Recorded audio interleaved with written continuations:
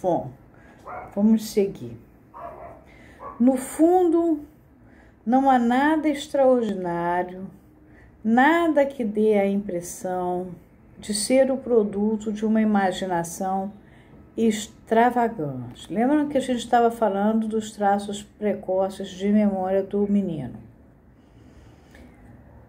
No fato de um jovem casal, casado há poucos anos, terminar uma festa de uma tarde quente de verão com uma cena de amor, sem considerar a presença do filhinho de 1 ano e meio dormindo em seu berço. Pelo contrário, acho que tal fato seria uma coisa inteiramente comum e banal.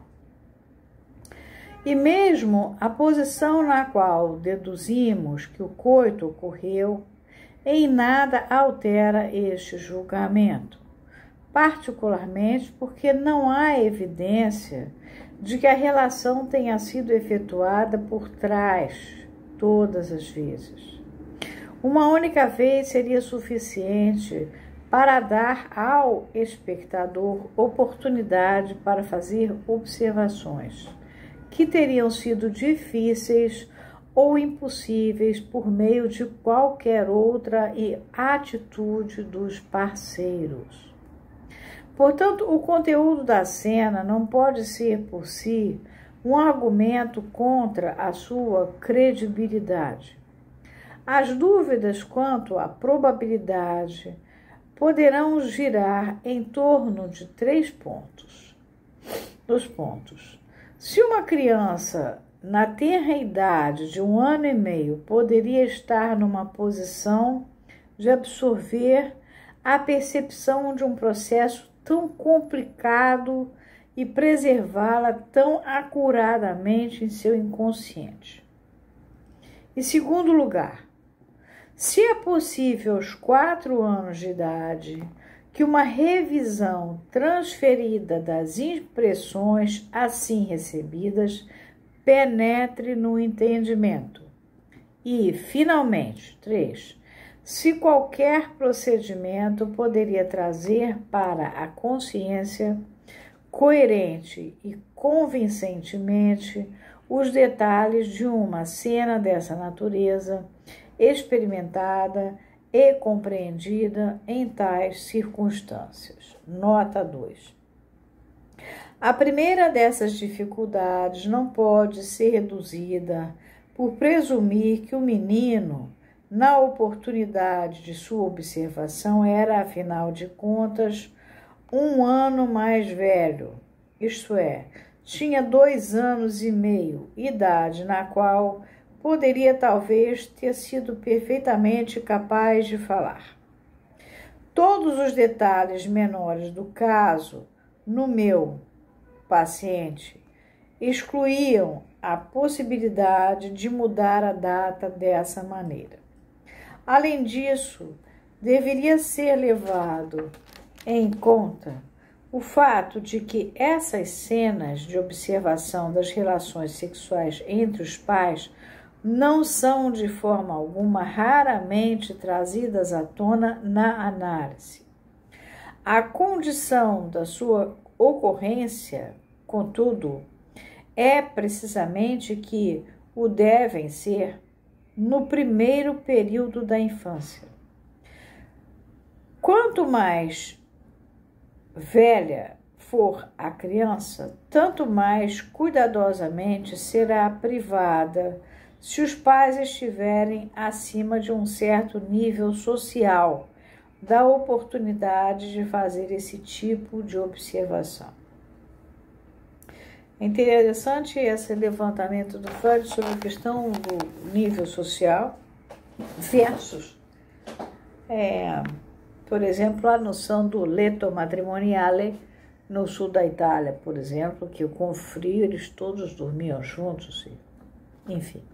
Né?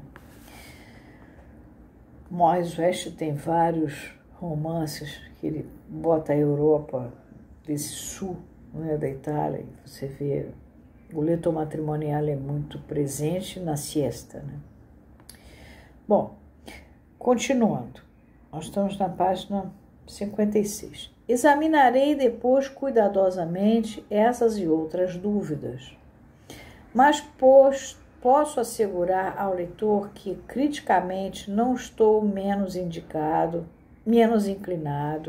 do que ele, no sentido de aceitar essa observação do menino, e pedirei apenas ao leitor que, junto comigo, adote uma convicção provisória em itálico da realidade da cena.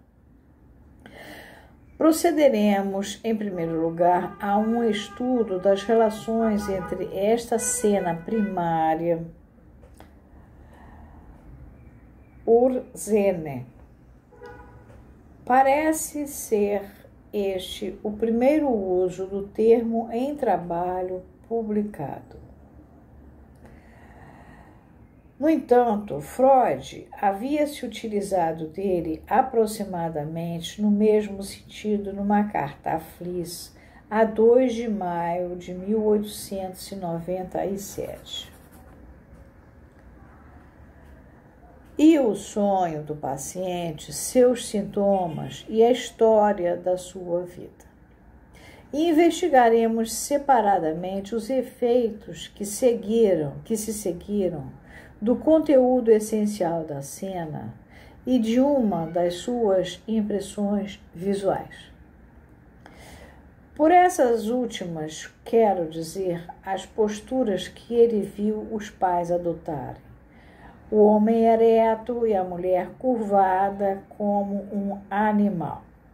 Já sabemos que durante seu período de ansiedade, a irmã costumava aterrorizá-lo com uma figura de um livro de contos infantis, na qual o lobo era mostrado em posição vertical, com os pés em posição de movimento, as garras a descoberto e as orelhas em pé. Durante o tratamento, ele se dedicou com perseverança incansável à tarefa de vasculhar os sebos até encontrar o livro ilustrado da sua infância, reconhecendo o seu mau espírito numa ilustração da história de O Lobo e os 7 Cabritinhos. Achou que a postura do lobo nessa gravura poderia ter-lhe recordado a do pai durante a cena primária. Em todo caso, a ilustração tornou-se o ponto de partida para manifestações posteriores de ansiedade. Certa vez, quando tinha 7 ou 8 anos, foi informado de que no dia seguinte chegaria um novo tutor para ele. Nessa noite, sonhou com o tutor na forma de um leão que vinha em direção à sua cama, rugindo ruidosamente e com a postura do lobo na gravura. E outra vez acordou em estado de ansiedade. A fobia ao lobo fora superada nessa época, de modo que estava livre para escolher um novo animal que causasse ansiedade, e nesse último sonho estava reconhecendo o tutor como um substituto do pai. Nos últimos anos de sua infância, todos os seus tutores e mestres desempenharam o papel do pai, dotados com a influência do pai, tanto para o bem quanto para o mal.